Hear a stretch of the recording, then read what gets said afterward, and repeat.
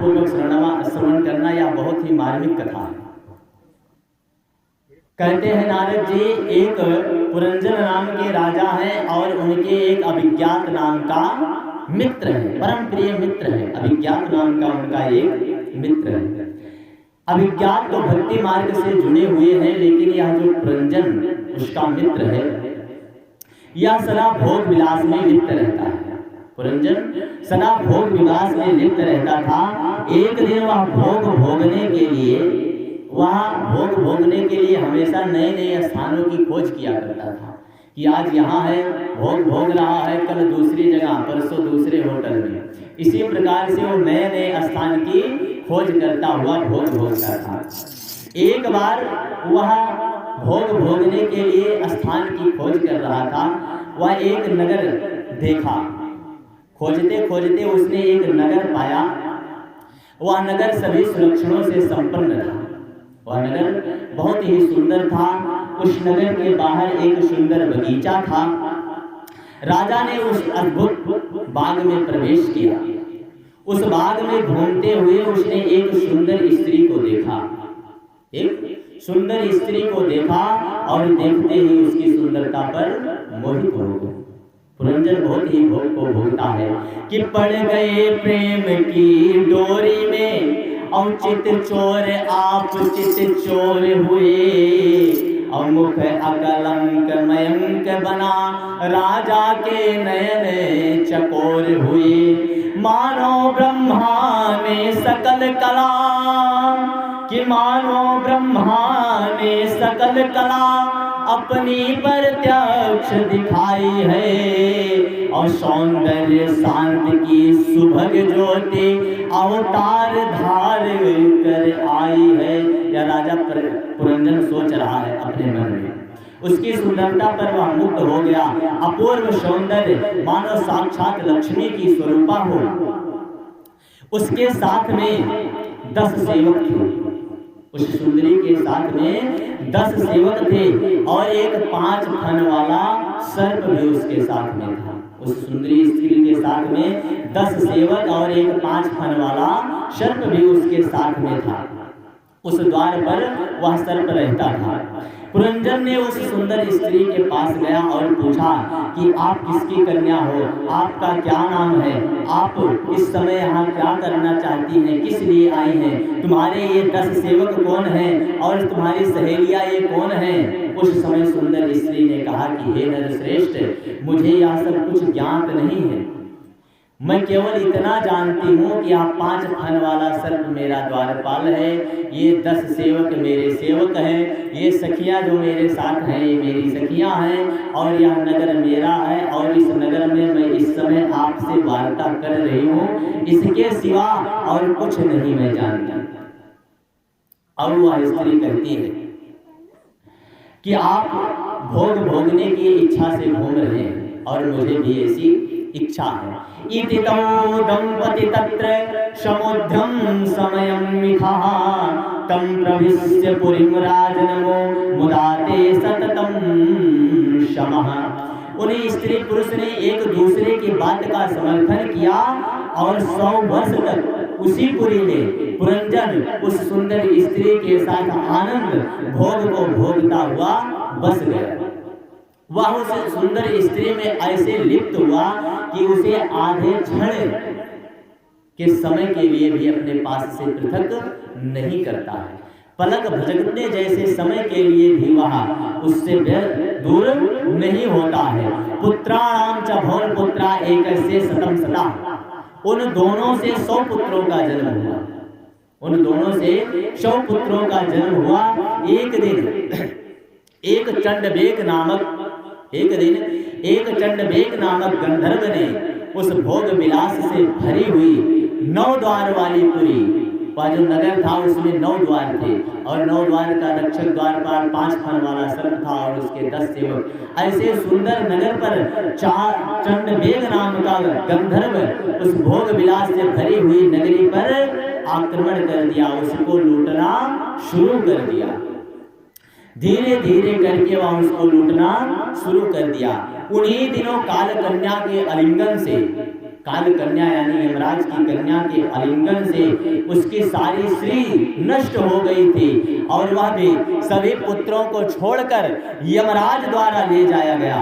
अंत समय में स्त्री में आसक्ति होने के कारण विदर्भ राज के यहाँ कन्या के रूप में उत्पन्न हुआ। यह जो पुरंजन था सुंदर स्त्री के साथ भोग विलास करते हुए 100 पुत्रों को जन्म दिया इन दोनों ने। उसी नगर में एक बार चंडवेग नाम का एक गंधर्व आक्रमण कर दिया। धीरे धीरे उसको लूटने लगा और यमराज की भी कृपा हुई, वह युद्ध हार गया चंडवेग से और उसकी मृत्यु हो गई। अंत समय में वह अपनी स्त्री से बहुत प्रेम करता था, उस स्त्री से, इसलिए कहते हैं शास्त्रों में अंतामते सा गति, हमारी अंत समय पर जहाँ पर मति होती है हमको दूसरे जन्म में वही बनना पड़ता है। तो उसकी स्त्री में आसक्ति थी, इसीलिए वह दूसरे जन्म में स्त्री हुआ। नारद जी कहते हैं हे प्राचीन भाई, वह दूसरे जन्म में कन्या के रूप में हुआ। अनंतरम विदर्भस्य राजा सिंहस्य वेशमनम, विदर्भ मलयध्वज नाम के एक विदर्भ देश के राजा थे मलयध्वज, उन्हीं के साथ में उस पुरंजन का विवाह हुआ। कुछ ही समय में उसका पति मर गया, अर्थात राजा मर गया। अब वहां उसके साथ उसके मर जाने के विरह में रोने लगा। वहां उस समय पुरंजन का पुराना मित्र अभिज्ञात आ गया। जब पुरंजन दूसरे जन्म में स्त्री बना, स्त्री जब बना तो उसका विवाह मलयध्वज नाम के राजा से हुआ जो विदर्भ देश के राजा थे। अचानक उनकी भी मृत्यु हो गई, मलयध्वज की मृत्यु हो गई। और जब मलयध्वज की मृत्यु हुई तो उनके दुख से वह पुरंजन दुखी हुआ और जब उस मलयध्वज की चिता जलने लगी तो वह भी सती होने के भाव से वहां पर पहुंचा। उसी समय उसका जो अभिज्ञात नाम का मित्र था वह पुरंजन के पास पहुंच गया। नारद जी ने कहा क्यों प्राचीन भाई, अब बताइए आपको कुछ समझ में आया या कहानी या कथा आपको कुछ समझ में आई? प्राचीन भाई बोले नहीं महाराज, हमको तो कुछ समझ में नहीं आई। पुरंजन था, उसका मित्र विज्ञात था, वह 9 द्वार की पुरी में गया, 5 फन वाला सर्प उसका रक्षक था, 10 सेवक थे, कुछ सखियां उसके साथ थी, उनका मिलाप हुआ, उनसे 100 पुत्र हुए। चंडवेग ने आक्रमण किया, भगवान की प्रेरणा से वह युद्ध को हार गया, उसकी मृत्यु हुई। दूसरे जन्म में स्त्री बना, मलयध्वज से उसका विवाह हुआ और वह अपने पति के साथ सती होने के लिए खड़ा हुआ। उसी समय अभिज्ञात नाम का उसका मित्र उसके पास पहुंचा और उसको ज्ञानोपदेश देने लगा कि तुम तो मेरे मित्र हो, तुम स्त्री नहीं हो। यह मेरे समझ में बात पड़ी थी। अब नारद जी कहते हैं अब सुनो, इसको मैंने किस लिए बताया था उसको मैं स्पष्ट करता हूं, ध्यान पूर्वक सुनना। नारद जी कहते हैं जिनके एक परम प्रिय मित्र या पुरंजन जो है, या हम जीव ही पुरंजन है, या जो जीव है यही तो पुरंजन है। और जो अभिज्ञात नाम का उस पुरंजन का मित्र था, यही हम सभी का परम प्रिय मात्र एक मित्र भगवान नारायण है। अभिज्ञात ही भगवान नारायण है और यह जो पुरंजन है यही जीव है। अभिज्ञात का मतलब जो सर्वत्र है, अभिज्ञात जो सर्वत्र है और परमात्मा भी सर्वत्र है। तो यहाँ अभिज्ञात ही भगवान परमात्मा है और यह पुरंजन, पुरंजन मतलब पुरी जनयत इति पुरंजन, पुरी जनयति इति पुरंजन। विविध पुरियों में बार बार जन्म लेना से ही हम जीव पुरंजन हैं। विविध पुरियों में अर्थात 84 लाख योनियों में हमारा जो बार बार जन्म होता है, इसी से हम पुरंजन हैं। और पुरी क्या है? ये जो 84 लाख योनियां हैं यही पुरी और हम पुरंजन। कभी हाथी बनते हैं, कभी घोड़ा, कभी आदि 84 लाख योनियों में भटकते हुए नाना प्रकार से जब हम भगवान से स्तुति करते हैं तब कहीं जाकर हमें यह मनुष्य योनि प्राप्त होती है।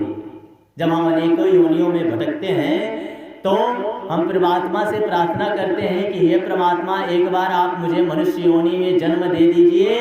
मैं मनुष्य योनि में पाकर जब पृथ्वी पर जन्म लूँगा तो आपका ही नाम लूँगा, आपका ही स्मरण करूँगा, आपकी कथा का श्रवण करूँगा, भागवत धर्म का प्रचार करूँगा, सनातन धर्म का प्रचार करूँगा, धर्म निवृत्त कार्य करूँगा। लेकिन जब वह माँ के गर्भ से बाहर निकल रहा होता है, उस समय परमात्मा उसके पास फिर आते हैं। बोले, बेटा, आपने इस 84 लाख योनियों में भटका और मुझसे विनती की, मैंने आपको मनुष्य योनि देना स्वीकार किया। अब आपको मनुष्य योनि मिल गई है, कुछ ही क्षणों में आपका जन्म होने वाला है। तो आपने जो मुझसे कहा था कि मैं आपका भजन करूंगा, कीर्तन करूंगा, गान करूंगा, भागवत धर्म का प्रचार करूंगा, आपको याद है? इतने में बालक का जन्म होता है और पहले ही कहता है, कहें परमात्मा, मैंने कहाँ पर आपसे क्या कहा था? जैसे ही उसका जन्म हुआ, वैष्णवी माया सम्मोहितम जगत, भगवान की वैष्णवी माया आकर उसे मोहित कर लेती है और वह परमात्मा से कहता है, क्या मैंने आपसे कुछ नहीं कहा था? वह सब भूल जाता है और अंत समय फिर उसकी याद आती है, लेकिन तब उसका नाम नहीं आता है। अंत समय में हमें परमात्मा का ध्यान एक बार आता है, लेकिन मुख से उनका नाम नहीं कहा जाता है। तो हम अनेकों योनियों में भटकते हुए जो यह मनुष्य योनि पाते हैं, कैसे? जैसे वह पुरंजन अनेकों जगह आनंद और भोग की तलाश में स्थानों की खोज कर रहा था और उसे 9 द्वार की पुरी पसंद आई। 9 द्वार की पुरी उसको पसंद आई थी। वह 9 द्वार की पुरी उसे पसंद आई और वह 9 द्वार की पुरी ही यह मानव शरीर है। 9 द्वार की यह पुरी ही मानव शरीर है। इस मानव शरीर में भी 9 द्वार है। 2 आंख, नेत्र, कान, मुख, इस प्रकार से करके गिन लीजिए 9 द्वार इस शरीर में हैं। यही 9 द्वार की वह सुंदर पुरी थी, नगर था। हम जीव भटक रहे थे अनेकों योनियों में, सुंदर स्थान की खोज कर रहे थे और जब इस 9 द्वार की पुरी को, मानव शरीर को देखा तो हमें यह पसंद आ गया और हम इसमें प्रवेश कर गए। जब हम इसमें प्रवेश कर गए तो इस घर की एक मालकिन है, जैसे उस नगर की एक मालकिन थी वह सुंदरी, वैसे ही इसकी भी एक मालकिन है। उसी के साथ में हमारी शादी होगी। हम लोगों की कितने विवाह होते हैं? बोले महाराज 3 विवाह होते हैं। हम लोगों के 3 विवाह होते हैं, आगे स्पष्ट करेंगे। तो हमारी शादी जिससे हुई ये कौन है? बोले बुद्धि। इस शरीर में रहने वाली बुद्धि से यह जीव विवाह कर लेता है और इस शरीर में बुद्धि का ही चलावा चलने लगता है।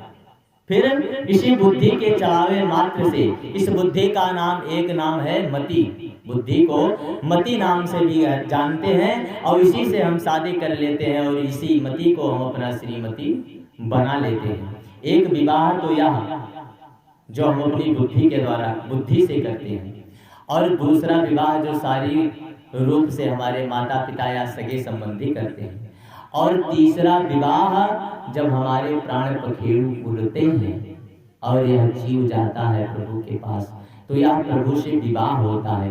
क्योंकि हम जितने जीव हैं हम सभी परमात्मा के पत्नी हैं, हम सभी परमात्मा के पत्नी हैं। कैसे? सभी को पता होगा, सभी आरती गाते हैं, तुम हो एक अगोचर सबके प्राणपति, स्वामी सबके प्राणपति, किस विध मिलो दया में तुमको मैं कुमति, ओम जय जगदीश हरे। तो हम परमात्मा की पत्नियां हैं और परमात्मा अपनी पत्नी को बुला ले तो इसमें कष्ट क्यों? जैसे कोई व्यक्ति अपने पत्नी को अपने ससुराल छोड़ना नहीं चाहता, कितने दिन छोड़ेगा? 1 महीने, 1 हफ्ते, 10 दिन, 6 महीने पहुंच जाएंगे, बोलेंगे सासू माँ ऐसा कीजिए